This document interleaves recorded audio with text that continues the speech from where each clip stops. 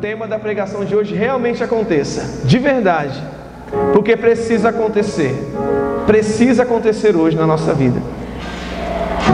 Eu queria pedir para você, antes da gente começar a pregação, que você colocasse a mão no seu coração e que você fizesse uma oração, a oração mais sincera, a oração mais sincera da tua vida, seja qual for a realidade que tem nesse coração, mas que você fale, por mais que te envergonhe. Se você não crê, fala com Deus. Se você está com o coração frio, fala: meu coração está frio. Se você não consegue estar sensível a perceber a presença de Deus, fala com Ele, que Ele te escuta. Amém, Senhor. Fala com a tua igreja, Jesus. Fala com a tua igreja. Em nome do Pai, do Filho e do Espírito Santo. Amém. Podemos ir sentando, mas eu queria que vocês continuassem na oração e cantassem junto comigo essa canção, para que a gente possa já entrando na mística daquilo que Deus quer falar conosco. O que agrada a Deus em minha pequena alma é que eu ame minha pequenez e minha pobreza. O que agrada a Deus em minha pequena alma, canta, é que eu ame minha pequenez e minha pobreza. É a esperança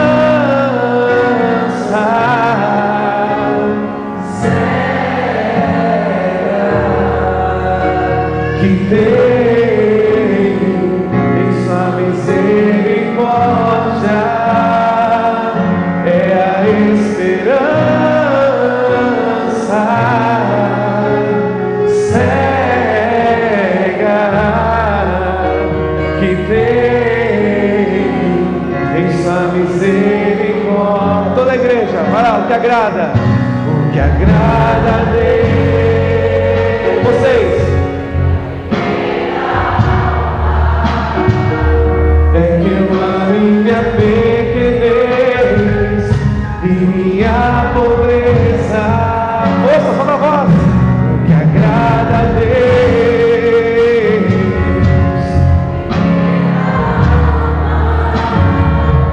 é que eu amo minha pequenez e minha pobreza. É a esperança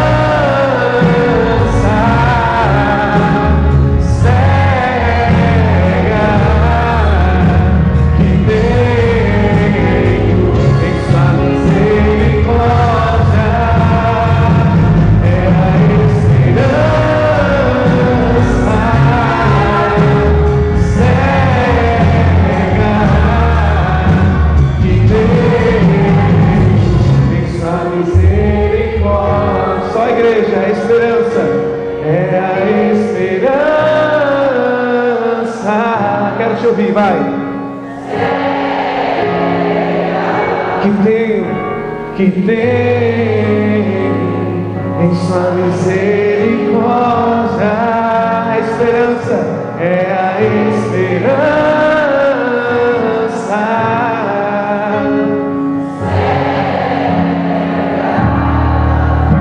que tenho em sua misericórdia. O tema da pregação de hoje: restauração.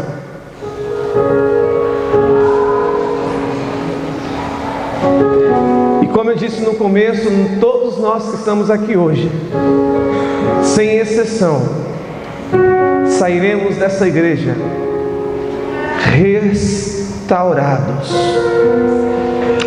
E não tenho essa garantia porque eu estou pregando. me deu um entendimento hoje da palavra, que quando Deus mandou a última praga no Egito, Ele deu uma ordem. Ele disse assim: peguem o sangue do cordeiro,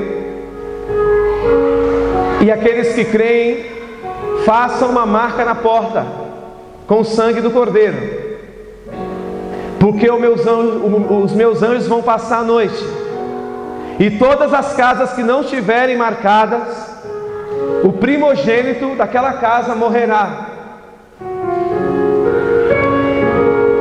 Eu estava assistindo hoje os 10 mandamentos, e foi bem nessa parte.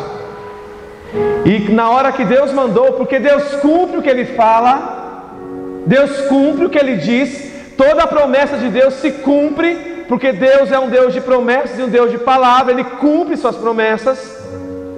Na hora determinada por Deus, o anjo desceu, e o anjo ia em todas as casas. Aí a casa que tinha o sangue do cordeiro batia, o anjo não entrava, e ele ia para a porta daquela família que não tinha se prevenido. O anjo da morte entrou e levou o primogênito junto. Promessa de Deus que se cumpre. E sabe por que eu tenho a certeza de que todos nós que estamos nessa igreja sairemos restaurados? Porque Deus fez uma promessa, e dessa vez não é o anjo da morte que vem sobre nós. Quem vai descer aqui nessa igreja hoje é o anjo da restauração. E aqueles que estiverem com o coração marcado, dizendo assim: ó, aqui pode vir, aqui você pode restaurar, Ele vai restaurar.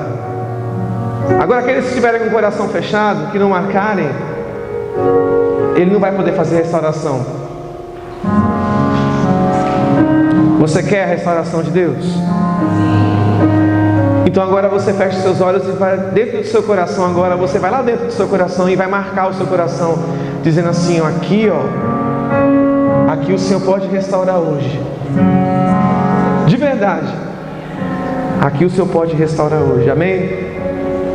Abra sua Bíblia em Romanos capítulo 7, versículo 14 ao 15.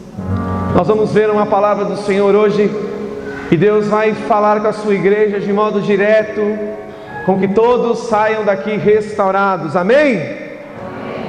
Diz assim: porque bem sabemos que a lei é espiritual, mas eu sou carnal, vendido sob o pecado, porque o que eu faço não aprovo, pois o que quero isso não faço, mas o que me aborrece, isso sim eu faço.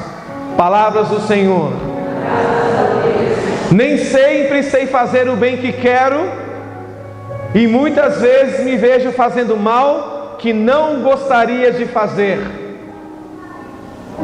Quantos aqui nessa igreja hoje passam pela mesma coisa?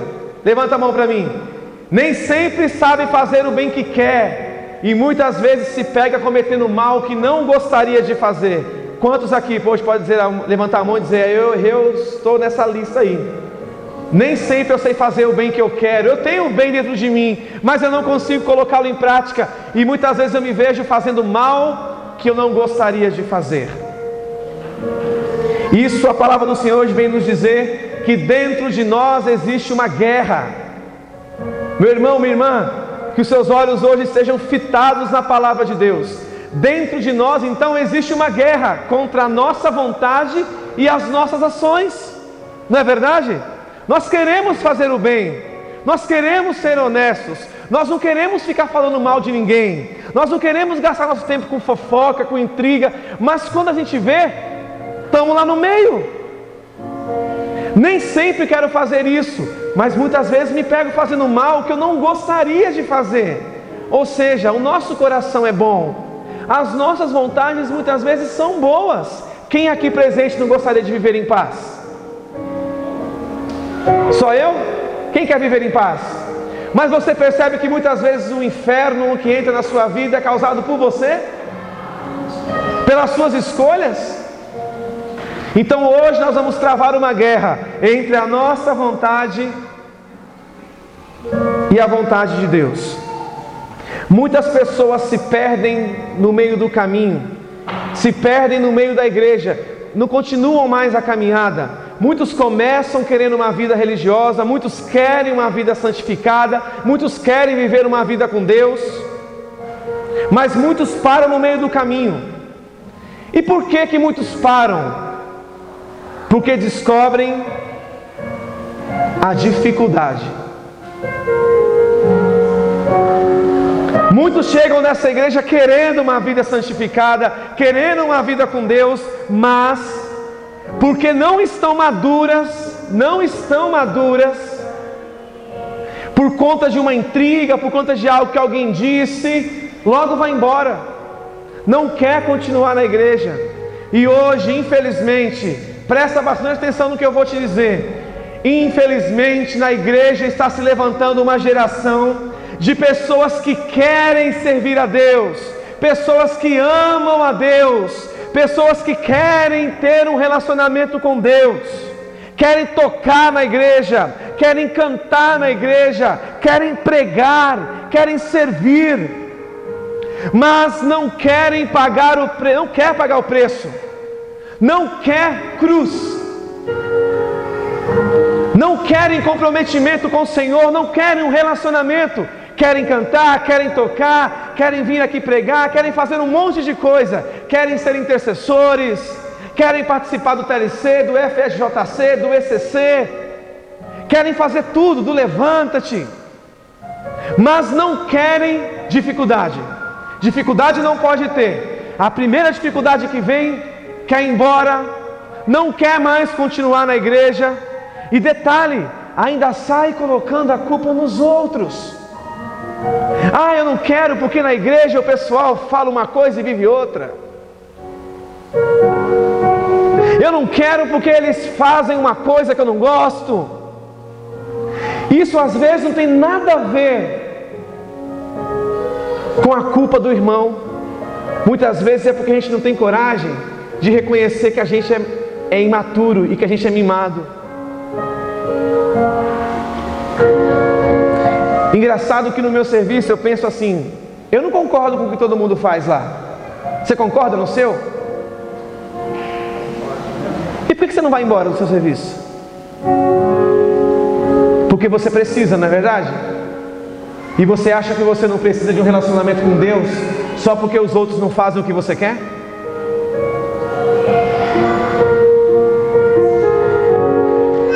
Só porque os outros não fazem aquilo que, não falam aquilo que você quer ouvir?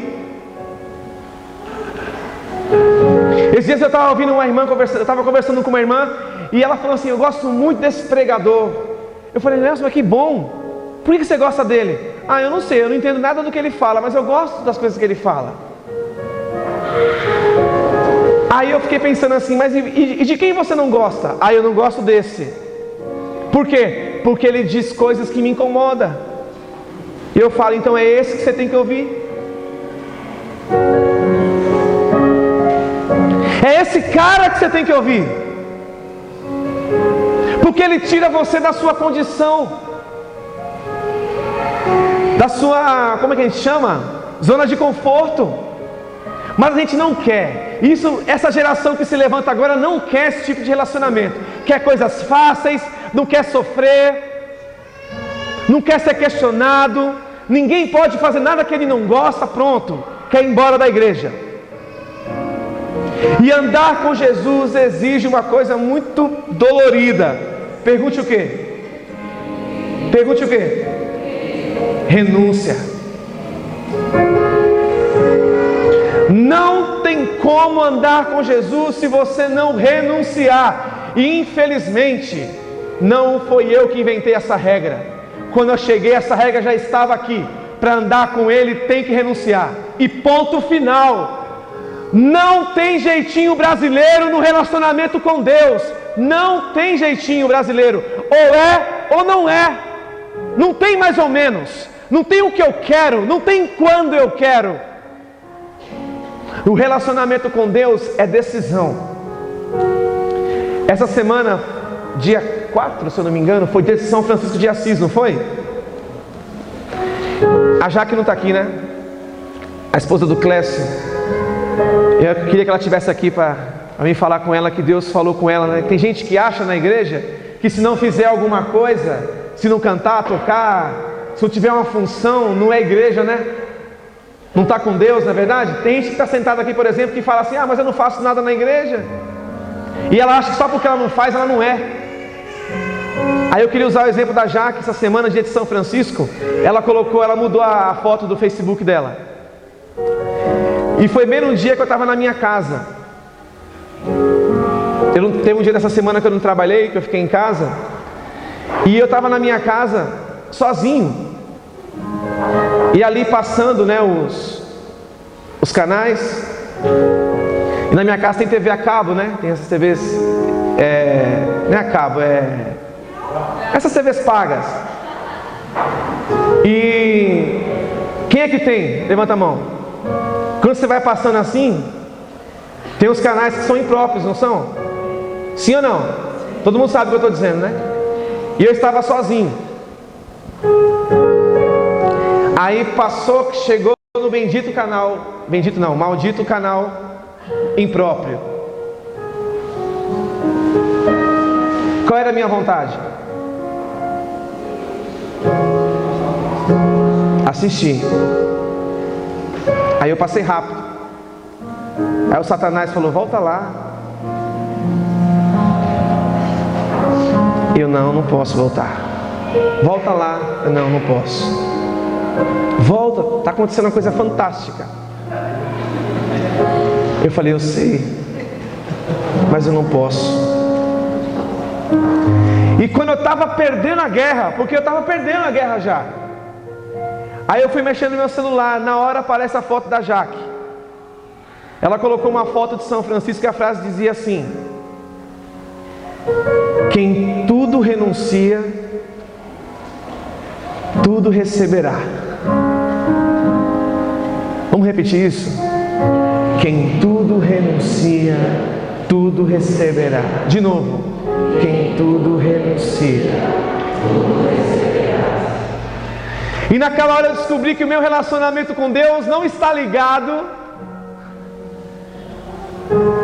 em concordar com Ele.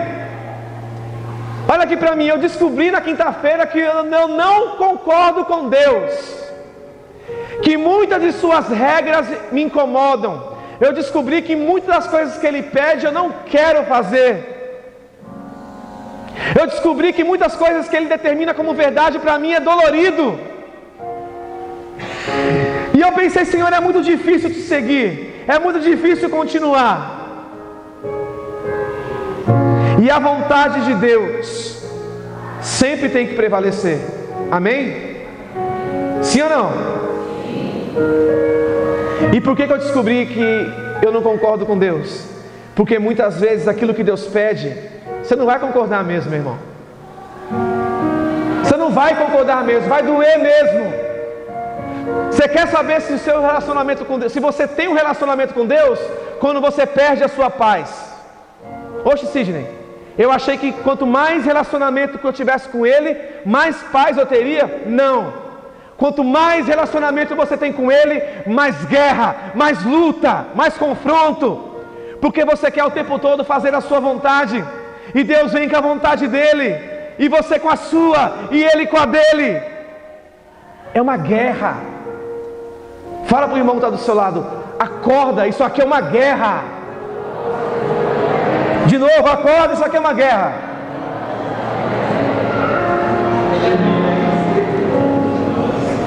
E aí você tem os seus pensamentos, você tem a sua vontade, e Deus tem a dele. E aí você não concorda com a vontade dele.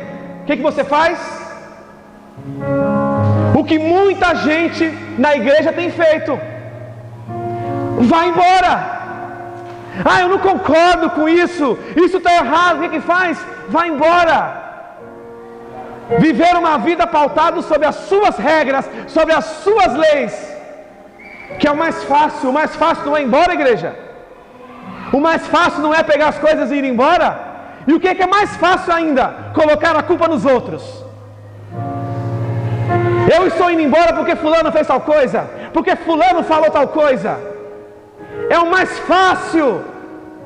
E tem muitos filhos de Deus trilhando esse caminho, escolhendo este caminho, E eu descobri uma coisa essa semana, que eu tenho livre-arbítrio. Quem tem livre-arbítrio aqui, levanta a mão. Quem pode fazer o que quer, pode levantar a mão. E aí tem gente que fala, não, mas nós temos o livre-arbítrio.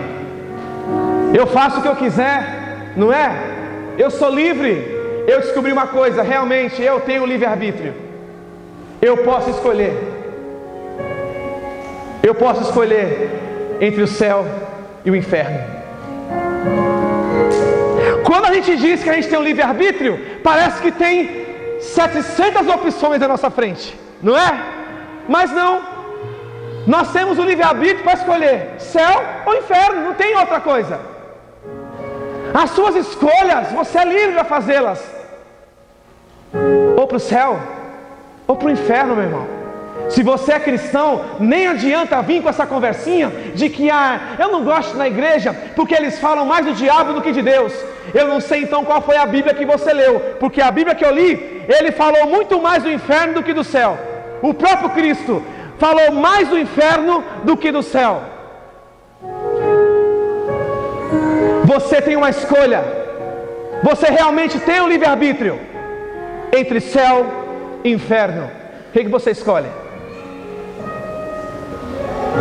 Aqui todo mundo diz céu, mas para ir para o céu tem que seguir as leis dele, o propósito dele, aquilo que ele determina, não o que nós queremos, não o que nós achamos, não o que nós decidimos, é o que ele quer, porque a palavra do Senhor diz assim. Antes de dizer essa parte, eu quero dizer uma outra, em João 6:6, não precisa pegar não. Quando Jesus chega e diz assim, para ilustrar, ele começa a pregar para todo mundo que estava ali, inclusive para os discípulos, diz assim, quem não come da minha carne, quem não bebe do meu sangue, não terá parte comigo. Quem estava ali ouvindo aquilo pela primeira vez, para você que está aqui é fácil, você já sabe quem é Deus, você já sabe quem é Jesus. Agora imagina um cara chegar e falar assim, ninguém nunca tinha ouvido isso. Quem não comer da minha carne, quem não beber do meu sangue, não terá parte comigo. Quem estava ali pensou, esse cara é canibal? Ele está falando de comer carne? Começaram a questionar Jesus. E como que foi aquele questionamento? Como o questionamento de muita gente da igreja. Eu não concordo com isso, eu vou embora. E muita gente foi embora. Sabe quem ficou? Os discípulos. Jesus olha para eles e fala, por que eles foram embora? Os discípulos respondem, porque eles acharam a tua lei forte demais, porque eles acharam a tua palavra dura demais. Jesus olha para eles e fala, e vocês não vão embora também não? Pedro olha para Jesus e diz, aonde iremos nós, Senhor? Se só você tem palavras de vida eterna, para onde eu vou?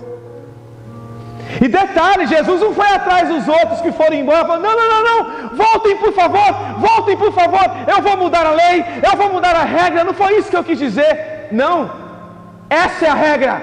Quem não come da minha carne, quem não bebe do meu sangue, não é digno de mim. E se você não concorda, pode ir embora. Eu não mudo a regra, eu não mudo a lei, pode ir embora, porque essa é a regra e essa é a lei. Céu ou inferno, não tem outro lugar para ir. Se você é cristão, não existe outra regra, não existe outra lei, é céu ou inferno. E eu sei o que eu estou dizendo, porque a minha geração foi pautada em cima disso, em cima de regras duríssimas. Eu me recordo uma vez que eu fui fazer uma missão na Toca de Assis, porque tem gente que acha que tem um pessoal que chegou na igreja agora e acha que conhece tudo. Vê a gente aqui, por exemplo, e acha que a gente chegou pronto aqui, caiu, está pronto. Não, teve muita história. Eu tinha um amigo, Leandro, que sabia que eu era muito vaidoso, não vaidoso de me cuidar. A minha alma era vaidosa. Me pegou um dia, me levou lá na Toca de Assis em Cotia, para cuidar de irmão de rua, com a perna toda aberta, bicho saindo da ferida dos caras. Nunca tinha visto aquilo na minha vida, eu nunca tinha visto barata saindo de dentro de uma perna, eu nunca tinha visto isso na minha vida. E quando chegava lá, meu irmão, todo mundo tinha que todo mundo tinha que fazer, não tinha essa que não vou fazer. E a gente saiu para a rua para conseguir alimento para os irmãos de rua comer. Quando foi numa sexta-feira, parou um caminhão na frente da casa, assim ó. Um empresário que tinha muita grana, parou o caminhão na frente da casa. Quando abriu, gente, tinha um monte de cesta básica, uma coisa maravilhosa. Tinha comida ali para 3 meses. Todo mundo ficou feliz, uma empolgação só. Eu nunca descarreguei um caminhão com cesta básica com tanta alegria. E a gente lá carregando, todo mundo carregando, e o padre aqui, ó, padre Roberto parado. De repente ele falou: para. Virou para o irmãozinho que estava do lado e falou: já tem comida suficiente para hoje? O irmão falou: pô, já, então pode voltar o resto e mandar o caminhão embora. Eu estava ali do lado, comecei a olhar para aquele padre e falei: ele está de brincadeira, ele está de sacanagem, isso está errado. Olha aqui, ó, o teólogo, o cara cheio de pensamentos, cheio de teorias próprias, pensando aqui, ó, esse cara é maluco? Tem comida aí para 3 meses, a gente não vai precisar sair lá na rua para pedir? Como assim? O padre falou: tem comida para hoje? Tem, então pode mandar o caminhão voltar. E aí alguém questionou, alguém mais corajoso, porque eu não tive coragem. Eu fiz como muitos que estão na igreja fazem. Comecei a contaminar o coração e falar mal aqui, ó, para quem estava do lado: ele é maluco, é? Isso aí não se faz. Não é ele que vai para a rua buscar alimento, né? Por isso que ele está mandando o caminhão embora. Porque é isso que a gente faz, né? A gente, além de se contaminar, sai contaminando quem está ao nosso redor. Porque a gente não tem coragem de falar na lata de quem está fazendo. Não é verdade? Por que eu não fui lá falar com ele: ó, padre, não concordo com o que você está fazendo? Não, fui contaminar o meu irmão que estava aqui do lado. E o padre começou a ser questionado porque estava mandando o caminhão embora. O padre vira para todo mundo e fala: ei, parem de murmurar. Deus mandou esse caminhão aqui hoje. E se ele mandou o caminhão hoje, amanhã ele vai mandar outro. Então nós precisamos para hoje. Porque no Pai Nosso nós falamos: o pão nosso de cada dia dai-nos hoje. Amanhã ele providencia. Pode ir embora esse caminhão. Amanhã o Senhor de novo vai providenciar. Eu fui criado em cima de uma geração que pensava assim. Desse jeito. Confiando. Se arrebentando, mas confiando.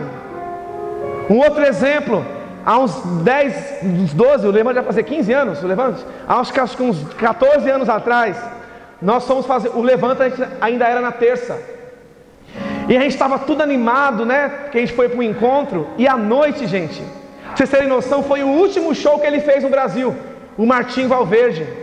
Todo mundo com uma vontade imensa de ir para o show do Martim, todo mundo, e a galera que vinha para o Levanta-te, todo mundo se programou para ir. Não era como é hoje, toda hora tem show de fulano, ciclano, era um show de vez em quando. E o Martim Valverde, pô, nunca mais veio no Brasil. Todo mundo animado para ir, todo mundo animado. Só que quem estava aqui na frente era eu, a Rafa, a Gabi, a Edna, o Wesley, e todo mundo animado. Aí eu virei para eles e falei assim: mas vocês não vão. Como assim? Não. 7 horas da noite hoje tem Levanta-te. Ué, mas o pessoal todo que levanta está indo. Mas nós assumimos um compromisso. Para que outros vivam, outros têm que morrer.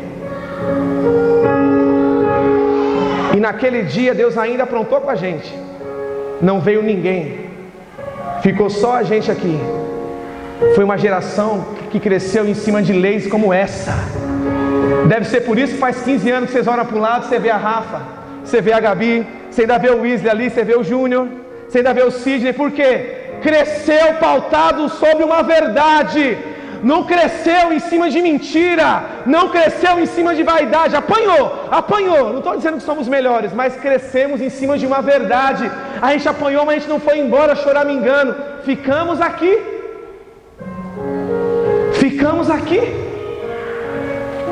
E é isso que nós temos que buscar, essa verdade com Deus.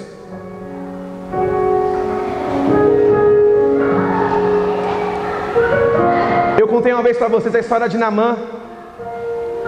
Naamã era um soldado e ele ficou leproso. Ele era chefão. Ele foi até o profeta e disse assim: Ele ficou sabendo que tinha um profeta em Israel e ele queria ser curado.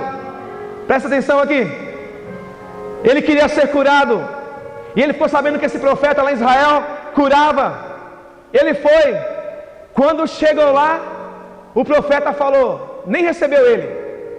Manda alguém lá dizer para ele se banhar no rio 7 vezes. Naamã ficou nervoso. Falou, como assim? Eu sou um soldado? Sou um homem influente? Sou uma pessoa de posses? Como que eu posso ficar assim? Como que eu posso ficar assim, esperando alguém? Eu não posso esperar ninguém. Não vou fazer isso. E não fez. Até que o soldado chegou nele e disse, faz o que ele pediu. Ele foi lá contrariado, deu o primeiro mergulho, foi curado? Sim ou não? O segundo, foi curado? Terceiro, sim? Quarto, quinto, sexto. As coisas não acontecem no seu tempo, queridão. No sétimo curou? No tempo de Deus, não no seu. Mimado, não será no seu tempo, vai ser no tempo de Deus. Acorda, no tempo de Deus, as coisas se levantam na sua vida. Agora eu vou contar a história na versão do Naamã. Olha como Naamã queria que as coisas acontecessem. Ele queria chegar diante do profeta e dizer assim, ó, sou Naamã, sou chefe, sou soldado, quero ser curado agora e ir embora. Tem gente na igreja que tem relacionamento assim com Deus, Ele que dá as ordens. Tem que ser no tempo dele, na hora que ele quer, as opiniões dele. Se não faz, vou embora. Está errado. Tem gente que não dobra o joelho para adorar Jesus 1 hora por semana, mas tem opiniões teológicas fantásticas, sabe tudo sobre igreja, sabe tudo sobre oração, não reza 1 hora da semana e fala, não vou na igreja porque aquele povo grita demais. Para que tudo aquilo? Para que levantar os braços? Para que gritar e cantar daquele jeito? Sabe por que você pensa assim? Quem é pequeno tem um sonho, quer que todo mundo seja pequeno também. Quem não sonha tem um objetivo, sabe qual é? Que ninguém sonhe. Quem é acomodado tem um sonho, que todo mundo seja. Não será no seu tempo. Diga para o irmão que está do seu lado, acorda. As coisas vão acontecer no tempo de Deus. E eu estava lendo 2 Timóteo, igreja, olha que engraçado, olha aqui para mim. Olha o que diz em 2 Timóteo 3,16. Não precisa pegar não, vou ler para vocês. Eu comecei a dar risada quando eu li. Olha o que diz assim a palavra de Deus. 2 Timóteo 3,16 diz assim: os planos de Deus não podem ser frustrados. Vamos repetir? Os planos de Deus não podem ser frustrados. E sabe por que eu ri? Porque eu pensei, Deus tem planos, eu também. Os planos dele não podem ser frustrados. Quais os planos que serão frustrados?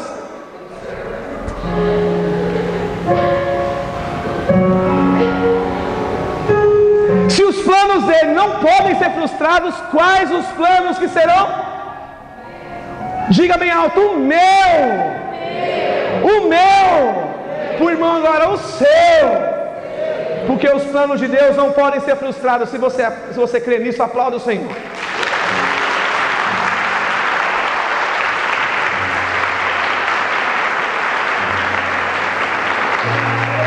E o povo de Deus, infelizmente, está se entregando aos problemas. Tem gente que vem aqui, ó, levanta a mão, canta, chora, repousa. Aí levanta de novo, chora, pum, repousa de novo. E sai daqui dizendo: eita, que unção! Vira a esquina, chega em casa, um problema, está chorando de novo, já está desesperado de novo, já quer desistir de novo. Que unção é essa que a gente colhe aqui, que a gente não consegue colocar na nossa vida, na nossa prática? Que unção é essa? Diz, que unção é essa que você está buscando? Que Deus é esse que você se relaciona? Esse Deus aí não existe. Tem muita gente desanimada na igreja, não tem? Sim ou não? Sabe por quê? Eu sei. Porque muitos eu peguei desde o começo, sentadinho num banco lá no TLC. Vocês lembram disso? Eu não esqueci. Tem gente que o primeiro relacionamento que teve de verdade com Deus foi aonde? Sentadinho naquele banco lá. Eu vi o que você se tornou, eu vi o que você clamou, eu vi a verdade no seu olhar. Aí depois desanimou, depois não quis continuar mais. E tem muita gente desanimando na igreja, sabe por quê? Porque no começo era tudo bonito. Por quê? Porque vivia a fé dos outros. Tem um tempo na nossa vida, todo mundo aqui passou por isso. Todos que estão aqui, no começo só se manteram aqui vivendo pela fé dos outros. Poxa vida, como é bonito o jeito que aquele rapaz reza. Poxa vida, como eu gosto dessa irmã aqui, porque ela intercede por mim. Poxa vida, eu gosto daquele. E aí ficou um tempão se mantendo na igreja por osmose, pela fé do outro. Só que chegou um tempo, o que acontece? Não dá mais para viver pela fé do outro, não é verdade? Aí ele descobre uma coisa: daqui para frente é só você e Deus. E como ele não se esforça para ter nenhum tipo de relacionamento com Deus, ele enfraquece e vai embora. Porque não teve relacionamento com Deus, não nutriu o relacionamento com Deus. Meu irmão, olha aqui para mim. Sabe por que você está desanimado? Porque você não vai mais viver da minha fé. Você não vai mais viver daquilo que a gente faz aqui na frente. Chegou o tempo na sua vida que, olha para mim, você cresceu. Olha aqui, ó. Se ninguém teve coragem de te dizer, eu vou te dizer agora: você cresceu, sabe? Agora é você e Deus. Agora é o seu relacionamento com Ele, é o dia a dia com Ele. Não dá mais para esperar o sábado para ter uma palestra aqui ou cantar uma música para você ter relacionamento com Ele, não. Agora é só você e Deus. É por isso que você está desanimando, porque não tem você e Deus, tem só Deus. Você foi embora. Não tem mais você e Deus, tem só Deus, porque você o abandonou. Agora eu vou falar com os mais velhos.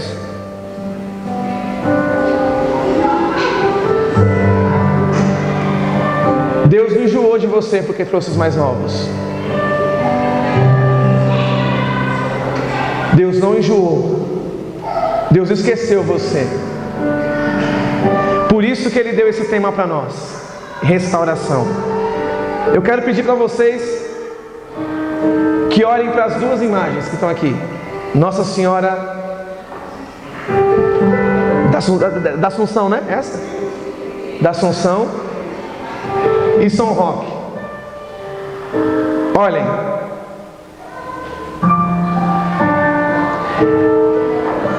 Essas duas imagens elas têm aparência de velhas? Parecem ser imagens velhas? Sim ou não? Mas uma delas tem mais de 80 anos e foi restaurada. A outra é novinha, tem 10 anos. A outra foi restaurada. Qual que você acha que foi restaurada? Aponta. A maioria apontou para São Roque, não é? Por quê? Parece ser uma imagem velha? Essa imagem que vocês estão vendo aqui, o pessoal que está assistindo aí não consegue ver, mas essa imagem tem mais de 80 anos. Ela foi esquecida durante muito tempo aqui atrás da igreja. Ela não tinha nem cabeça mais. Quando o Padre Laerte veio para cá, ele restaurou essa imagem e comprou aquela novinha. Mas se você chegar perto, Você vai perceber que mesmo ela sendo restaurada e tendo a aparência de nova, você descobre nela sinais de que ela é velhinha, porque ela é rústica, ela é pesada, ela é de concreto. Aquela não, aquela é de gesso, essa aqui é de concreto, cimento puro. E aí, nós que estamos muito tempo na igreja, é possível restaurar algo novo? Algo novo? Algo novo precisa de restauração? O que precisa de restauração? É por isso que Deus quer restaurar a gente. Ele quer restaurar aqueles que estão cansados, aqueles que estão tristes, que já apanharam. Eu não tenho Facebook, mas eu acompanhei essa semana. Eu fui postar um negócio lá no Facebook do Levanta-te, e eu vi que está todo mundo postando aquele negócio: perdão se a igreja te machucou. Aí todos os que se acham feridos por alguma coisa que aconteceu na igreja vão lá e compartilham: perdão.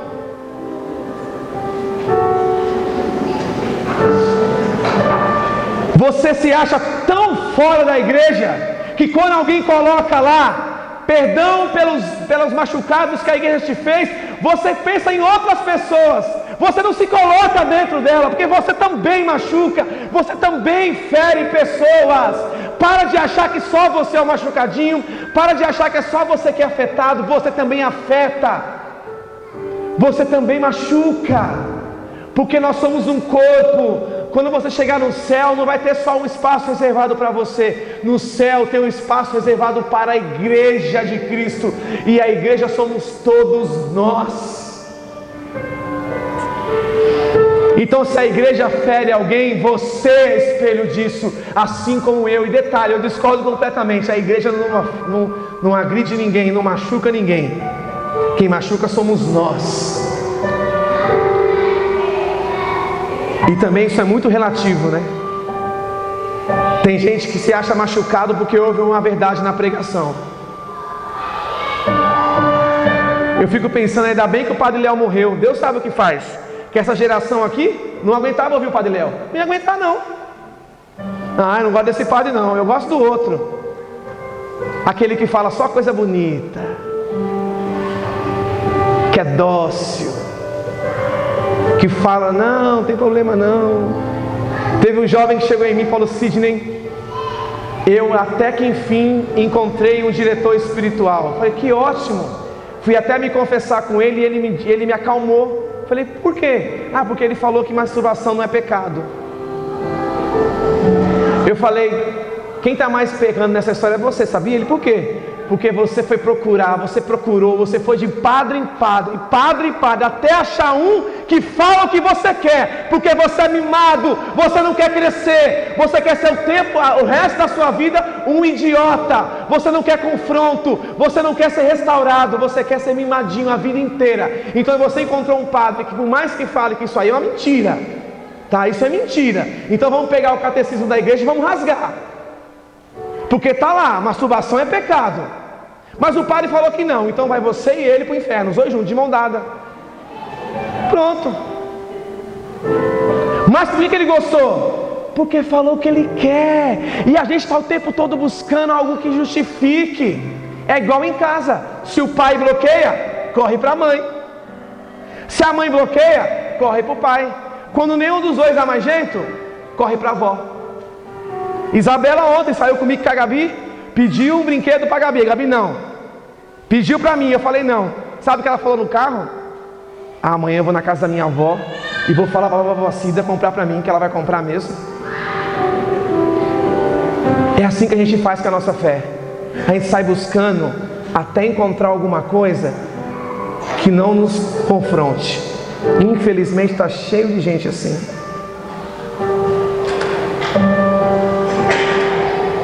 Abra sua Bíblia em Atos dos Apóstolos 3, 19 até o 21, vamos ler juntos? Atos 3, 19.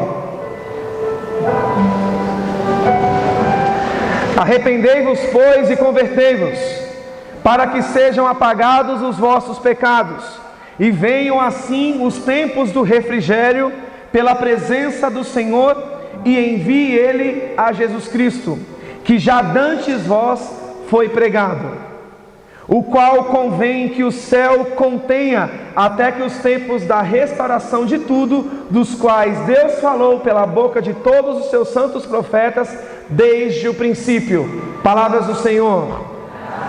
Aqui Jesus está falando da segunda vinda. E olha aqui para mim, igreja, esse versículo está nos dizendo o quê? Que Jesus, a Bíblia está ensinando o quê? Que Jesus está lá no céu e Ele está sendo contido. Não estão liberando a vinda, a segunda vinda, sabe por quê? Estão dizendo assim: não, Senhor, você ainda não pode ir, porque eles ainda não estão prontos, porque antes da sua segunda vinda, virá o tempo da restauração. Jesus está sendo contido no céu, Ele quer voltar, mas os anjos não deixam, porque fala: calma, ainda não pode, eles ainda não foram restaurados. Ele quer voltar, igreja, mas não pode, porque antes do tempo dele virá o tempo da restauração. A vinda de Jesus será precedida por um tempo de restauração. Agora olha aqui, esse tempo de restauração é agora. Mas se você quer continuar pautando a sua vida nas murmurações, nas fofoquinhas, nas intrigas, nos apontamentos que você faz dos outros para esconder os seus, você continua. Agora posso te pedir uma coisa? Não atrapalha a gente não, porque eu também sou limitado. Eu sou um cara cheio de limitações, mas eu não quero passar o tempo da restauração murmurando não. Eu quero pregar o Evangelho, eu quero falar de Deus, eu quero levar a palavra dele a todos, eu quero espalhar o nome dele pelos 4 cantos. Agora quem quer ir comigo, dá um grito e fala: eu vou também. Eu vou também. De novo, eu vou também. Eu vou também. Se você vai, tem que ser mais alto, diga: eu quero ir também. Eu quero ir também. Então aplauda o Senhor. Se você quer ficar o tempo murmurando, não murmure. O tempo da restauração é agora. Mas, para esse tempo da restauração chegar, acontece uma coisa muito perigosa, que a igreja está se perdendo. Qual que é? O tempo da restauração só virá pela palavra.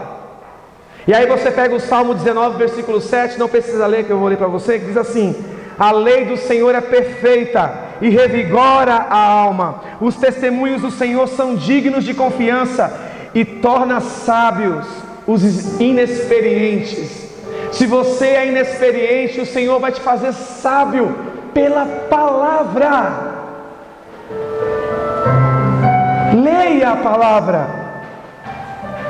Sabe qual a única coisa que tem o poder de restaurar a sua vida hoje? Pergunte o quê? A palavra de Deus. A palavra de Deus. Só que para ter uma vida transformada com Jesus é preciso confiar. Olha aqui para mim. Você confia? De verdade? Você tem confiado de verdade, ou na hora da tribulação você se desespera?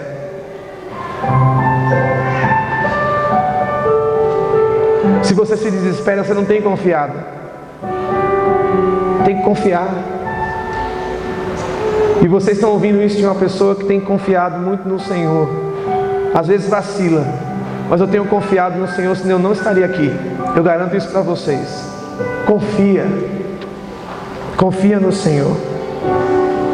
Em Tiago 1, 21 diz assim, não precisa pegar: por isso, rejeitando toda a imundícia e superficialidade de malícia, recebei com mansidão a palavra em vós enjertada, a qual pode salvar a vossa alma. Aqui fala de salvar a alma, não é?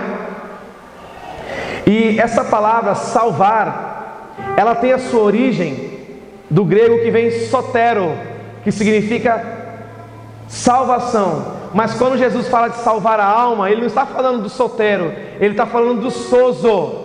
A palavra sozo, que vem do grego, que está nessa palavra, diz assim, significa cura, significa restauração. Ou seja, se nós tirarmos a palavra salvação e colocarmos restauração, veja como fica. Por isso, rejeitando toda a imundícia e toda a superficialidade de malícia, recebei com mansidão a palavra em voz enjertada, a qual pode restaurar a vossa alma. E no começo nós pedimos ao Senhor, eu quero ter uma vida restaurada. Mas Sidney, você está falando que a palavra de Deus é a fonte da minha salvação, é a fonte da minha vida, mas eu tenho sofrido muito. O meu pai me abandonou, a minha mãe me abandonou, eu sei. Aí você pega a palavra em Isaías 49:15, o que está escrito? Mesmo que tua mãe te abandone, mesmo que teu pai te abandone, eu jamais te abandonarei. Mas Sidney, o meu fardo é muito pesado, eu tenho vivido coisas muito duras, eu sei. Na palavra do Senhor em Mateus 11:28 diz assim: vinde a mim todos vós que estáis cansados e oprimidos, e eu vos aliviarei. Mas Sidney, eu estou muito triste, eu sei. Vai para a palavra em Neemias 8:10, diz assim: a alegria do Senhor é a sua força. A palavra, meu irmão, a restauração só vai acontecer em nós se nós chegarmos e nós tivermos a coragem de voltar ao primeiro amor. Olha aqui, estou terminando já. Todo mundo aqui conhece a história do filho pródigo, não conhece? Um filho que chega no pai, pede a herança e vai embora.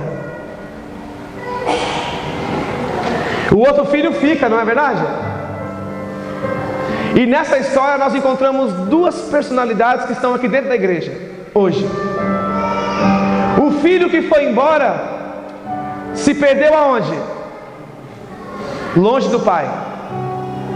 E o filho que ficou se perdeu aonde? Dentro de casa. Ou seja, tem gente que se perde fora da igreja e tem gente que se perde dentro da igreja.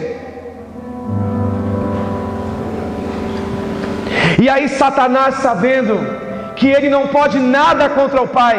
Satanás pode, igreja, alguma coisa contra o pai? O pai é quem? Quem é o pai nessa história? Mais forte, quem é o pai? Deus! E Satanás pode afetar o pai? E se o filho estiver perto do pai, Satanás pode afetar o filho? Não! Perto do pai, ninguém põe a mão em você perto do pai. Ninguém se levanta, quer dizer, pode até se levantar contra você, mas se estiver perto do pai, não faz nada, porque perto do pai você está seguro. Satanás, sabendo disso, o que ele fez? Vem cá. Começou a atrair o filho pródigo, chamar ele assim: vem aqui. Olha, perto do pai, se você ficar perto do pai, você só vai poder ter uma mulher. Aqui, ó. Suruba, bagunça, orgia, quantas mulheres você quiser. Perto do pai, filho pródigo, você tem que ser fiel. Aqui não precisa. Aí ele começa a fazer o quê? O que muitos estão fazendo. É mesmo, hein? Longe do pai é mais divertido. Lá é melhor. Lá é mais fácil. O que ele faz, o filho pródigo? Vai embora. E quando ele está longe do pai, ele vira presa fácil. Satanás acaba com a vida dele. Mas quando começa a restauração na vida do filho pródigo? Quando ele tem a humildade de voltar aonde? Para onde? Para a casa do pai? Agora eu vou falar do carisma do Levanta-te. A casa do pai é o retorno ao primeiro amor. A restauração só começa na vida do filho pródigo porque ele volta ao primeiro amor. A restauração só vai acontecer na nossa vida quando a gente tiver a humildade de dizer: eu voltarei ao primeiro amor, eu voltarei ao início. porque lá no início eu era inocente, lá no início eu não tinha tanta maldade no meu coração, lá no início eu não era tão soberbo. Eu vou voltar ao início, porque lá eu era mais feliz, lá eu tinha o Pai. Aqui fora eu tenho tudo que eu quero, mas eu não tenho o Pai, eu não tenho a bênção, eu não tenho proteção. E sabe por que a restauração não está acontecendo na sua vida hoje, meu irmão? Porque você está longe do Pai. Em Samuel tem uma história muito bonita contando sobre o rei Davi, que diz assim: o rei Davi fugiu do rei Saul e ele se escondeu dentro de uma caverna. O nome da caverna era a caverna de Adulão. E essa caverna só existia gente que não prestava. Todo mundo que não prestava corria, todo mundo que queria se esconder corria para aquela caverna. A Bíblia diz que naquela caverna tinha, olha o tipo de pessoas que tinha naquela caverna: amargurados, desesperados, pessoas sem brilho no olhar, viciados, endividados, levianos e depressivos. Só gente de melhor qualidade naquela caverna. E Davi foi se esconder lá do rei Saul, e estava assim de gente. Eu fiquei pensando, sabe no quê? No TLC. Quando a gente chega lá, é como se o TLC fosse uma caverna do Lão. Quando a gente chega lá, é gente depressiva, viciada, não é? Tem um monte de gente que está com a vida toda estourada, endividado. Sabe o que Davi fez?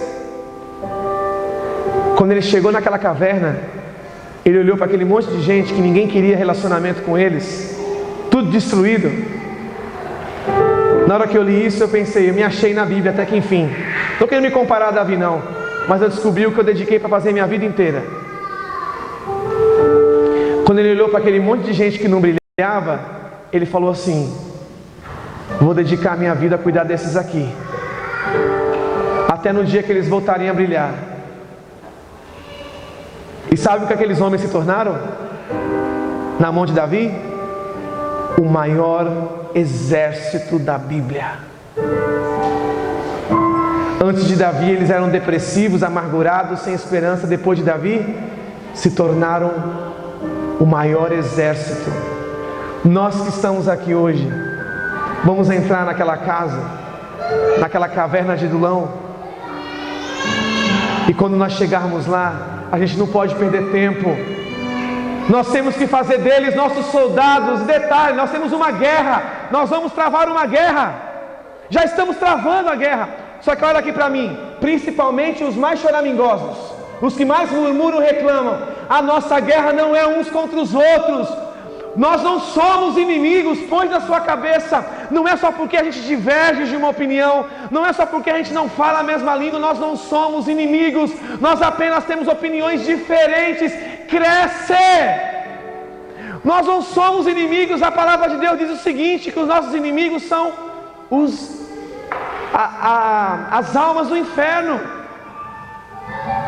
são as potestades. Satanás é o nosso inimigo. Seu irmão que está aí do seu lado, olha para ele. Ele não é seu inimigo só porque tem uma opinião diferente da sua. Olha para mim aqui, ó. Eu não sou o seu inimigo. Nós fazemos parte do mesmo exército. Olha aqui para mim. Nós somos um exército. E a nossa guerra não é uns contra os outros. É contra as ciladas do demônio. É contra as artimanhas de Satanás, que quer destruir os jovens, quer destruir a igreja. Ele quer nos destruir. Não quer destruir só o Sidney, só quem está do seu lado. É todo mundo. Ele quer destruir a igreja. Acorda, cresce. Deus quer começar uma restauração no meio de nós. Uma restauração aqui no meio de nós. Você quer?